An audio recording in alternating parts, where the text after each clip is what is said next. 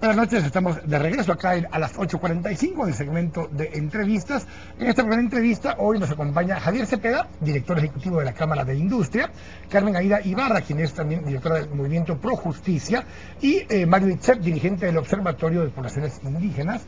Hoy vamos a conversar un poco acerca de estos primeros 100 días de gobierno y para eso le damos la bienvenida a los tres. Javier, Carmen Aida. Buenas noches. Buenas noches, muchas gracias por estar con nosotros. Voy a empezar con Carmen Aida para que nos pueda comentar un poco qué piensa de estos primeros 100 días. Yo sé que no hubo un plan de 100 días, no es eso lo que estamos evaluando, pero pasó mucho y pasó poco en algunos temas. ¿Cuál es la perspectiva suya de los primeros 100 días?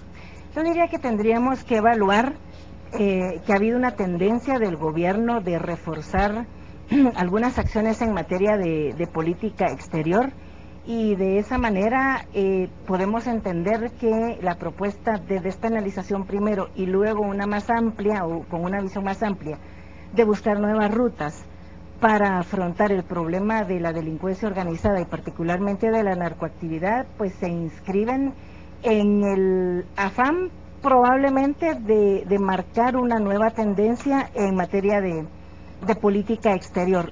No nos habíamos caracterizado o definido antes como país en el sentido de tener una política exterior diferenciada en relación con el resto de Centroamérica. Yo recuerdo que lo más parecido a esto, si es que sigue consolidándose, sería el periodo del presidente Vinicio Cerezo, en donde hubo una explosión de propuestas que fueron muy buenas, y de hecho creo que más allá de lo que podamos pensar del gobierno demócrata cristiano en diferentes aspectos, tenemos que valorar muchísimo la inteligencia y la sabiduría que tuvieron el presidente y sus asesores en empujar un proceso centroamericano de democratización y de pacificación, porque eso nos hizo ser diferentes a todo lo que había antes, incluso en el marco tan conflictivo,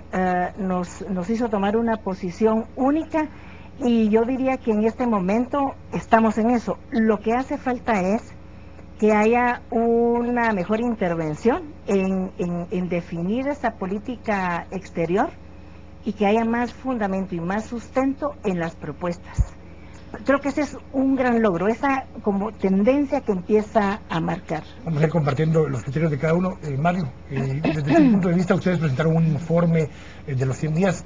¿Qué piensan de estos de los 100 días? Bueno, nosotros de parte del observatorio hicimos un estudio, más que un estudio, un monitoreo, digamos, de dos elementos fundamentales. La primera es que usamos el plan de gobierno que tiene el partido, y segundo, usamos la campaña electoral, es decir, versus promesa con el cumplimiento en 100 días. Nuestro análisis creo que podría servir como la reflexión hacia el gobierno. Tampoco estamos diciendo que en 100 días se pudiera evaluar total, digamos, pero por lo menos dar las direccionalidades y buscar algunos mecanismos de respuesta a los problemas sociales, culturales que se vive. Me parece que el gobierno avanzó quizás en algunos elementos como el tema de la seguridad en la capital, más no en el interior del país. Y segundo, nos parece el tema de la institucionalidad indígena que no se refleja, digamos, dentro de las políticas públicas del gobierno. No se ve por ningún lado el tema de la institucionalidad de los pueblos indígenas. Y segundo, no vemos el tema de la inclusión política, digamos, de los pueblos indígenas. Es decir, no era necesario la manifestación en Quetzaltenango hoy, si el Estado responda, digamos, a eliminar esa, diríamos, la discriminación, la pobreza, la marginación que por años viven los pueblos indígenas. No es necesario. Entonces nosotros vemos que hay una, tal vez en algún elemento fundamental en la parte de participación. Me parece que en los viceministerios, según nuestros estudios, avanzó un grado de participación de las mujeres que en los 100 días de la UNE. Javier, primero la visión de estos primeros 100 días. Bueno, tal vez quisiera partir de un punto de vista. En Guatemala tendemos a ser exageradamente críticos, ansiosos y desesperados. Queremos que en 100 días se resuelvan los problemas que, como bien decía Mario, tienen años de venir atrás. Entonces yo creería que tal vez podríamos ver, si bien es cierto, algunos avances en términos cabalmente de cuestiones de seguridad en el interior, o en la capital o en el interior. Fundamentalmente creo que se ha devuelto un poco de confianza a la población. Eso es lo más importante. La expectativa es muy alta, no se puede cumplir con todo en 100 días, pero creo que se ha vuelto la confianza y se han abierto espacios, porque este gobierno encontró un país exageradamente polarizado por un gobierno anterior que durante 4 años se encargó de dividir el país entre indígenas, ladinos, empresarios, trabajadores, blancos, negros, todo. Entonces creo que dentro de todo se ha visto una ventana de oportunidad, una luz al final del túnel en la cual los principales problemas del país se está haciendo un poco más abierto y sobre todo se está haciendo un poco más concreto el poder empezar a abordarlos, no digamos solucionarlos, porque las soluciones no son fáciles. Veamos temas específicos. El legislativo, séptima legislatura, inicia 30 días a todo vapor, aprueban en menos de 30 días la ley de actualización tributaria y desde entonces está parado el Congreso. La agenda legislativa desde entonces se detuvo. ¿Qué opinan de esto? Pues eso es, diría que el punto más vulnerable de todo el Estado, no solamente del gobierno del presidente Pérez Molina o del Partido Patriota, sino de todo el Estado, porque es un foco de ingobernabilidad. Hay algunas cosas que dependen de la actividad parlamentaria, pero más allá de las acciones parlamentarias que necesitamos para la marcha de los asuntos del país, lo que más daña es la sensación de que el Congreso, un poder del Estado, no está funcionando, que hay mucho conflicto y confrontación, y que por lo tanto la dirigencia política de este país está enfrascada incluso en conflictos un tanto pueriles, que no reflejan ni siquiera el conflicto de la sociedad misma, sino es algo realmente pueril. Entonces, el Congreso sí es en este momento un punto vulnerable, un punto de ingobernabilidad, y es al mismo tiempo la estructura estatal que podría representar, si no un fracaso, sí el gran dolor de cabeza y el gran talón de Aquiles de este gobierno, porque no la supieron hacer en materia parlamentaria. Mario, en particular para el tema indígenas y especialmente población rural y campesina, había un compromiso que se adquirió después de la marcha de los 9 días y era tomar en cuenta la ley que ya estaba bastante avanzada de desarrollo rural. Y sin embargo se encabeta y se plantea que se va a replantear eso. Me parece que el Congreso está pasando por una crisis política, eso es lo que yo veo, una crisis política y un juego de intereses, digamos, ¿no? Los partidos políticos en Guatemala todavía no están maduros para debatirse. Creo que la discusión va a la redundancia, debe fortalecer la democracia y la participación ciudadana. Sin embargo, el tema, digamos, ¿por qué inmediatamente se aprueba un pacto fiscal y por qué la ley de desarrollo rural cuando es un problema nacional, cuando es un problema históricamente que hay que resolverlo? Y ahora hay un compromiso con los campesinos, por ejemplo. Mira, 9 días de caminata. Son humanos los que caminaron, mujeres con sus bebés caminando 9 días. Y luego había un compromiso y ahora no avanza en el Congreso, y no solo en el Congreso, sino los compromisos también que el Ejecutivo tampoco avanza. Entonces, creo que es una responsabilidad de los guatemaltecos y guatemaltecas de buscar algún mecanismo. Yo creo que es necesario buscar un mecanismo de resolver estos problemas históricos. Veamos si es necesario hacer un gabinete en una comunidad rural. ¿Será que es necesario que el presidente y el Ejecutivo tendrá que ir a una comunidad a convivir? Creo que necesitamos acciones políticas mucho más severas en combatir la pobreza en las comunidades. Javier, el tema legislativo, llevamos 2 meses prácticamente con la agenda legislativa detenida. Definitivamente el tema del Congreso creo que podría llevarnos a cabo otros 3 programas más adelante sobre el tema del Congreso. Eso demuestra un poco la inmadurez política en la que estamos pasando, aún el revanchismo político, la falta de visión de tener, aunque sea pensamientos diferentes, pero una visión en común, si es que realmente los políticos hablan con sinceridad y no buscan solo sus intereses. Sí creo que definitivamente hay temas que hay que abordar con mucha más profundidad, pero también hay que ser claros en ciertas cosas. Este tema de las marchas indígenas de 9 días, tampoco nos perdamos. Atrás de esas marchas indígenas hay mucha gente que manipula a los mismos indígenas, hay fotos de personas extranjeras que están metidas ahí manipulando a la gente, y creo que tampoco esa es la forma de solucionar los problemas. Nosotros no nos apartamos de que exista la libertad de poder expresar los pensamientos, los desacuerdos, pero siempre y cuando se respete el derecho de libre locomoción de las personas y la propiedad. Bueno, en ese caso no hubo obstaculización del tráfico. digamos que las personas iban caminando, pero al final sí fue un caos. Hoy hubo nuevamente en Quetzaltenango, y no lo únicamente del sector indígena, hablo también hoy había aquí cerca de la zona 3 del aeropuerto otra manifestación. Aquí es el país donde cualquiera que está en desacuerdo con algo se pone a manifestar y a bloquear, y eso creo que ya no tenemos. Nosotros hoy precisamente como sector empresarial dijimos, señores gobierno, algo hay que hacer para desenredar ese nudo de que cualquiera que quiera esté en desacuerdo bloquee. Ese tema de los bloqueos, en lo que va del año van aproximadamente 15 bloqueos de carreteras o de...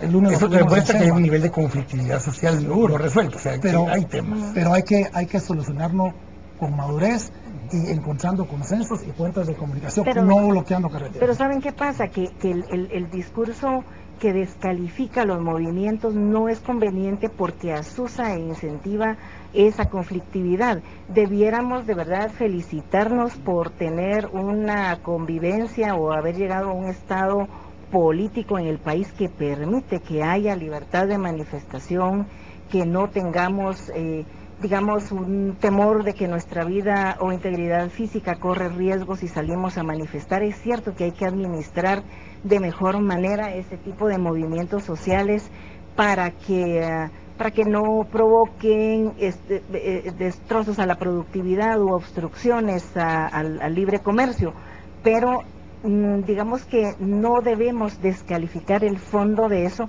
porque solo perdemos el tiempo. Digamos que hay que incentivar a las autoridades para que administren el conflicto, para que den soluciones y que poco a poco, por la vía de buscar soluciones parciales a un problema tan ancestral y tan complejo, pues vayamos teniendo menos de estos tapones, de estos bloqueos o de cualquier otra manifestación que causa o que afecta o tiene un impacto negativo en otros sectores productivos del país. Pero el llamado debiera ser a que ayudemos al Estado en su conjunto, si es que también se quieren dejar ayudar, para ver cómo se administran estos movimientos sociales y sus demandas, porque descalificarlos, eso es llamar a más confrontación. Resalto un poco el tema de los 100 días, hubo dos temas de campaña, tres de los fundamentales, tres, y agregamos el tema social, el tema de la corrupción del gobierno anterior y el combate a través del mecanismo de transparencia, y el tema de seguridad. Hablemos del tema de transparencia. En lo que va del gobierno tenemos el problema de los contratos abiertos del Ministerio de Salud, tenemos el problema reciente, ahora el tema de los fertilizantes, 4 veces se salió a comprar los fertilizantes, tenemos problemas en el Ministerio de Comunicaciones de adjudicaciones rápidas. ¿Cómo evalúan ustedes este tema? Se instaló la Secretaría de Transparencia por parte de la Vicepresidencia, con Verónica Taracena ya a cargo. ¿Cómo lo evalúan? Empiezo con Mario esta vez. Mira, aquí hay los 100 días cuando uno empieza a verlo desde afuera, ¿verdad? Hay renuncia de 2 ministros, uno se le acerca y el otro no. Uno no, es un juego político, el ministro de Finanzas es un juego político, obviamente, luego se va un viceministro de Deporte, se va, un día después de toma de posesión, se va la secretaria de Comunicación. O sea, me parece que hay una debilidad profunda, digamos, del partido, aunque no lo reconozcan, pero se ve de afuera que hay una debilitamiento fuerte. Es probable que tiene que ver con los financistas, es decir, veamos cómo se financian las campañas electorales. Nunca se dice quién financió. Y luego, todo el fertilizante, por ejemplo, vamos a una cuestión muy pequeña. Un error que se comete por 19,000 quetzales y se come perfume y todo lo que necesita la vicepresidente. Un error que es bien pequeño, 19,000, no digamos cómo se invierta los millones y millones. Es decir, creo que hay un problema, digamos, de la corrupción que va a ser difícil terminar. Y yo sí diría que ningún gobierno no es corrupto. Todos han sido corruptos. El problema es de qué magnitud y con quién se quiere quedar bien. Javier. Yo creo que en este momento el gobierno, aunque ha tenido problemas en ejecución, ¿no? Yo por ahí lo califico, te lo decía Mario, algunos ejemplos más, pero la voluntad existe a querer trabajar con transparencia. Nosotros, y el presidente de Cámara de Industria lo ha dicho hoy, el presidente Cacique lo ha dicho en varias oportunidades, seguiremos trabajando por presionar o por exigir al gobierno que realmente trabaje en la línea de la transparencia. Siempre lo hemos dicho, nosotros antes de que se generen más impuestos creemos que nos tiene que dar muestras de eficiencia en el gasto y transparencia en el uso de los recursos. Entonces seguiremos trabajando por esa línea. Creo que hay intención de querer trabajar por esa línea. Han habido tal vez desaciertos en la ejecución, pero creo que es un tema en el cual tenemos que seguir poniendo el dedo en la llaga para que la transparencia sea uno de los realmente de los baluartes o los estandartes que nos generen confianza a todos los guatemaltecos. Miren, el problema de la corrupción está tan enraizado, no solo en el Estado, en la sociedad en su conjunto, que no podemos esperar que en 100 días, en 3 meses, en 4 meses, una nueva administración cambie las reglas del juego, porque estamos hablando de que hay que desmontar redes. Y en algunos casos, cuando han habido señalamientos, han tomado acciones. Y han tomado acciones. Entonces, hay que todavía seguir dando el beneficio de la duda y esperar que situaciones como las que se dio, por ejemplo, en la vicepresidencia, en donde con dinero del Estado compran bombones, chocolates, etcétera, no se repita. Imagínense, en este país todavía eso es permitido, y no sabemos qué tantas cosas más compraron en gobiernos pasados en relación con las cuales no nos dimos cuenta o no supimos y se quedaron ahí. Claro. Ahora por lo menos sabemos, debatimos. El viceministro en su momento se reintegró el dinero de la vicepresidencia. Exactamente. En países del primer mundo, como en Suecia, yo recuerdo que ha habido casos, una funcionaria de muy alto rango, pues tuvo un problema con la media, pasó a un supermercado, usó la tarjeta institucional para comprar un nuevo par de medias, inmediatamente repuso el dinero y aún así la destituyeron del cargo. O sea, cuando esto se supo públicamente, ella incluso ya había reintegrado el dinero. Eso no va a suceder aquí en el país, pero poco a poco tenemos que ir por lo menos en un plazo tan inmediato tampoco. No se puede en un plazo tan inmediato, efectivamente. El principal éxito que le pueden atribuir al gobierno, bueno, 2 palabras. El éxito, creo que el avance en el tema de la seguridad me parece que le ha funcionado en la capital, más no el interior. Y segundo, con el informe que nosotros les hacemos ver al gobierno, que la falta institucional de los pueblos indígenas me parece que es una noticia que debería buscar, digamos, algún mecanismo. Todavía quedan 3 años y 265 días. Creo que por ahí todavía se puede mejorar. Pero el mayor éxito y tal vez el mayor fracaso. Yo diría que el mayor éxito hasta ahora es seguir comprando tiempo de comprensión ciudadana, particularmente en materia de seguridad, porque en realidad las tendencias en materia de violencia y de criminalidad no han variado significativamente, ni siquiera en la capital. Ha habido, digamos que, acciones. Pero hay una mejor percepción de exactamente, hay una mejor percepción, y a esto iba. Por ejemplo, los patrullajes de la policía o del ejército combinado, los puestos de registro, el mismo hecho de que el ministro de Gobernación salga a la calle a ver directamente ciertos operativos, es hasta cierto punto ornamental, pero eso le gusta a la población. Ojalá que no abuse de eso, pero no van a tener mucho tiempo más, porque si en otros 4 meses o 5 meses no han variado sustancialmente estas tendencias, van a empezar a tener problemas, porque el problema no es solamente de civiles o militares. Es mucho más profundo. Javier, 30 segundos, el mayor acierto y el principal desacierto. Empiezo por desaciertos para terminar con la parte positiva que son los aciertos. Tal vez el mayor desacierto ha sido la ejecución o la implementación de ciertas acciones con buena voluntad, puede ser, pero mal implementados. Hablo probablemente desde el tema de la vicepresidencia hasta la ley de aduanas, un tema que nos tiene realmente bastante complicados, con buena intención, pero mal ejecutado. En cuanto al acierto, creo que es el recuperar la confianza, el darle una luz de esperanza a los guatemaltecos de confianza, mostrado básicamente en 2 o 3 aspectos. El liderazgo, hoy tenemos líderes que sí creo que están gobernando, a diferencia de 4 años atrás que no sabíamos quién nos estaba gobernando. Y por otro lado, el liderazgo en temas como la iniciativa del presidente Otto Pérez en el tema regional, que si es penalización o no es penalización, ese no es el tema. El tema es que el tema de la seguridad regional hay que ponerlo sobre la mesa. Se posicionó, ahí lo dejaría el liderazgo y la confianza que les será de vuelta. Les agradezco a los 3, faltan, ya incluso a estos días faltan 1.358 días para que termine esta administración, falta mucho todavía. Podemos ser magnánimos todavía. Así es, muchas gracias a los 3 por habernos acompañado.